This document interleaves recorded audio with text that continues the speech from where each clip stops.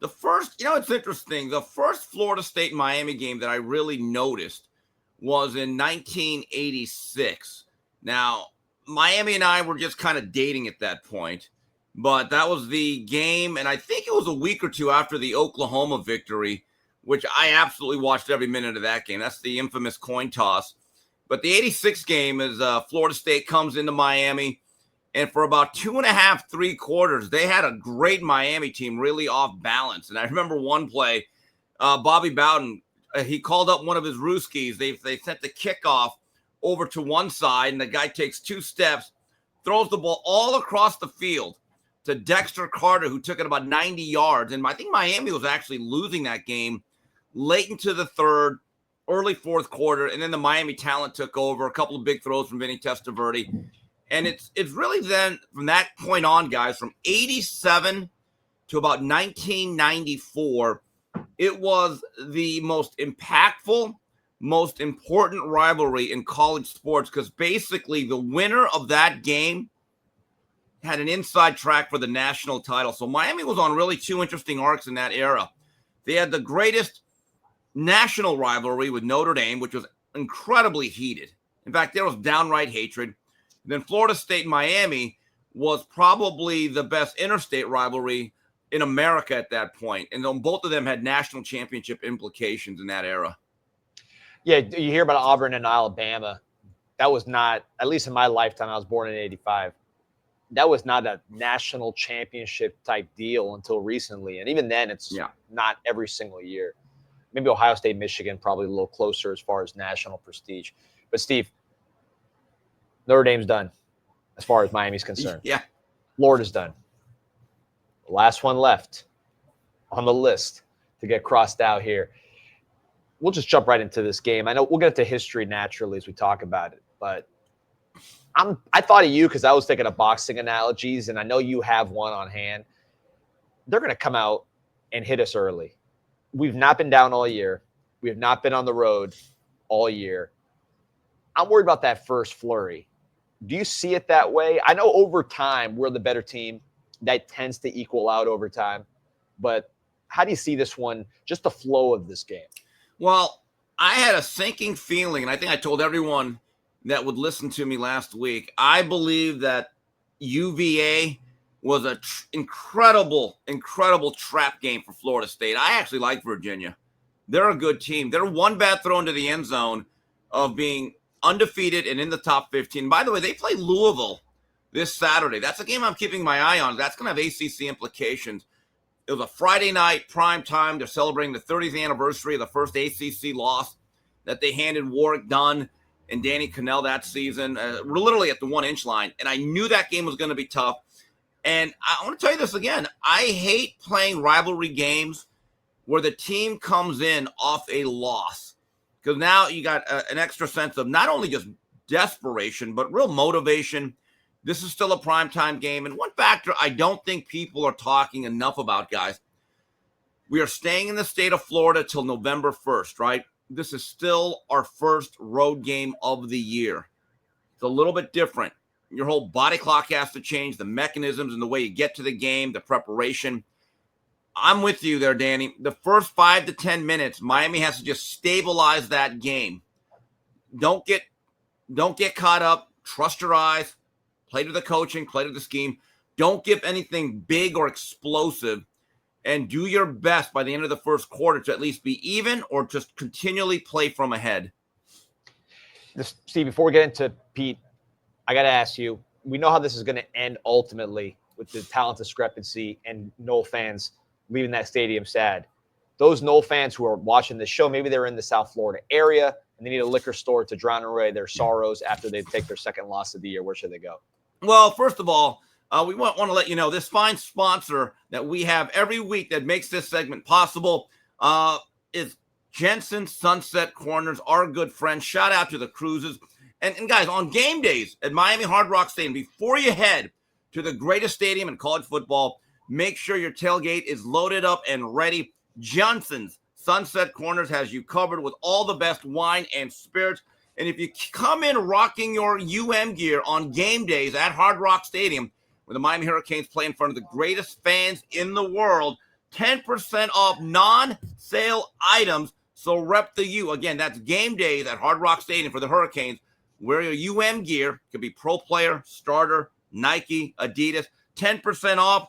The address, 8701 72nd Street, Miami, Florida. There you go. Shout out to the cruises, like you said. Shout out to Sunset Corners, Steve. You were talking about first road game and that it's a factor. And I actually was talking about it with our friend Amon the other day, as he comes on with us every Tuesday. I think last week when I talked to him, I don't know if it was this week or last week that I brought it up with him, but I almost think the fact that this is the first road game though plays into our favor in that aspect a little bit, because I think you have a heightened sense here. The guys I think are they're chomping at the bit to get on the road almost. Like and this is what I brought him to Amon, and he agreed with me that yes, obviously the friendly confines of Hard Rock are great and the players love that routine. But I think for as much adrenaline as they're naturally going to have in the rivalry matchup, I think they're going to be on point knowing that it is a road game and they're excited for it. They're ready for it. I don't think it's something that they're concerned about. You know what great road teams do? They dominate from the beginning. And it reminds me of one of the first stories I ever read about the Miami Swagger. That's that everyone talks about. I'll never forget reading. It was the 1985 Sports Illustrated. It was the one with Ozzie Smith on the cover during the World Series when they played the Royals. And they actually wrote a story about how Miami invaded Owen Field at Oklahoma. Oklahoma was the #1 team. And basically the story said Jerome Brown and the fellas told Jimmy Johnson and the staff, hey, fellas, guys, coaches, stay in the locker room. We're going to do the warm-ups. Just don't even do anything. And basically the story said the Miami players, from the time they stepped on the field for warm-ups, basically taunted and terrorized everybody, from the players to the opposing coaches to the peanut vendors. In fact, Brian Bosworth wrote a whole chapter on Miami, and he wrote, I've never seen a team act the way they did on our home turf, and it kind of intimidated us. And that's where the mystique began. It is a mindset, guys. When you go on the road, people talk about it being a business trip. Guys, this is football. It's a game. I don't think it's just business. It has to be more than that. And you have to go out there from the very beginning and command the crowd. Now, the one thing that does worry me, and someone did explain to me, it wasn't even so much about the crowd noise or anything. There was a stretch of time from the USF to the Florida game. We had 8 pre-snap penalties on the offensive line.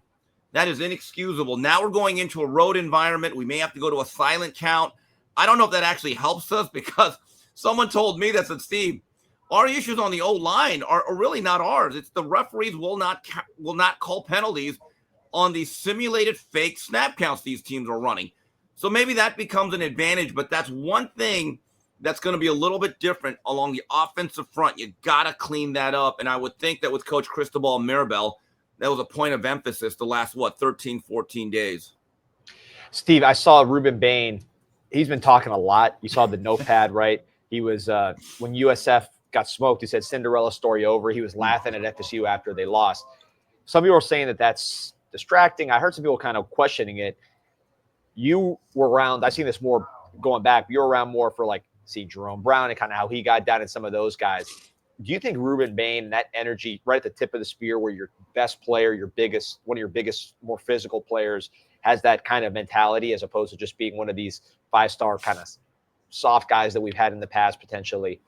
How does that trickle down when you have a guy like that, you who's seen Miami defensive linemen with this attitude? You know what it speaks to? I believe it is the difference between much of the fan base, which has had PTSD for about, 20 some odd years, compared to the actual confidence within the building. I don't think there's any doubt that within that building that they have a great belief that this could be a national championship contender. Meanwhile, people like us, we've been let down many, many times. This is an interesting game, guys. I thought the game actually got a little bit more difficult once Florida State lost, because now they are fighting for their playoff lives.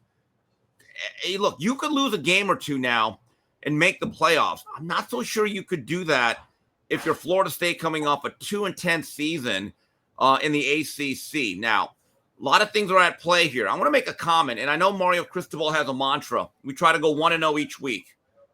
That's his mantra, 1-0. I look at the schedule and the way it's playing out, and I realize football is a week-to-week sport, and what may be true on October 2nd or 3rd may not be true November 15th. You get out of this clean and you win this game, I think Miami might go 12-0 in the regular season, fellas. I'll put it out there right now. Print the shirts. Yes, 15-0. I got those, by the way. Bringing up this comment here, which is something that I laughed at. Green Tree All-American says Mario has to release an injury report today because, of course, it's new ACC protocols. And from what I understand, obviously it's year one of this, right? But from the people that I've spoken to at Miami, as long as you're not saying a player is out and then plays, then you're not really going to get in trouble there. So I think we're going to continue to see a lot of vague questionables or doubtfuls there. Probables. Probables. He's breathing. I think he has a heartbeat. So the wording is going to be interesting because from what I understand, the ACC doesn't give them any sort of like, hey, you need to say that it's an ankle injury. You can just kind of go with lower extremity, those sort of things. So I think it's going to be interesting when that comes out. But Petey, I think 4 games in, so now we're a third of the way into this 2025 season. I think this has been a pretty healthy team. Yeah. Honestly, Yeah. One thing I noticed, especially at the end of the Florida game, Miami knocks players out. They don't get knocked out. They body punch teams into submission physically. And that's one thing that I know Mario really relies on in terms of the identity of his program. But it is my belief, and again, I don't get any medical reports. I'm not an insider, but what has been read, what has been reported. No one gets medical reports, Steve. Yeah. This seems like a very healthy team. It's about as healthy as you're going to be 4 games into it. So there was a lot of talk about Carson Beck on yesterday.